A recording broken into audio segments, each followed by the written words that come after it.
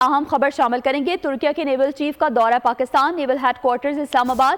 معزز مہمان کا استقبال vice chief of the naval staff vice admiral Owais Ahmed Bilgrami نے کیا۔ ترک چیف آف اسٹاف کی chief of the naval staff admiral Naveed Ashraf سے ملاقات میں باہمی دلچسپی کے امور پر تبادلہ خیال کیا گیا۔ مزید تفصیلات جانیں گے نمائندہ خصوصی سلمان آوان سے۔ سلمان، آگاہ کیجیے گا۔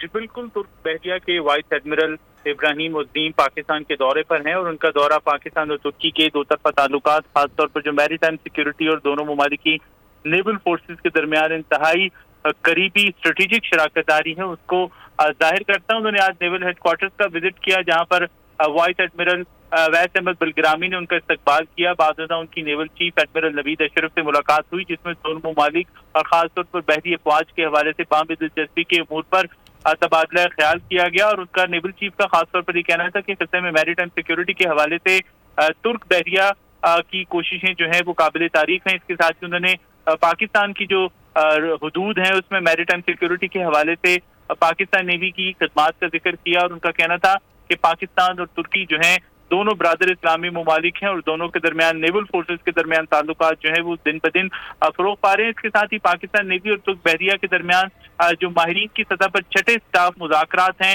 وہ بھی منعقد ہوئے۔ مذاکرات کے دوران مشترکہ آپریشنل تربیت اور ٹیکنیکل شعبوں سے متعلق وسیع ترین امور کے اوپر تبادلہ خیال بھی کیا گیا۔ جی ٹھیک ہے، نمائندہ خصوصی سلمان آوان ہمیں تفصیلات بتا رہے تھے، آپ کا بہت شکریہ۔ سبسکرائب کریں اور بیل دبائیں تاکہ کوئی خبر رہ نہ جائے۔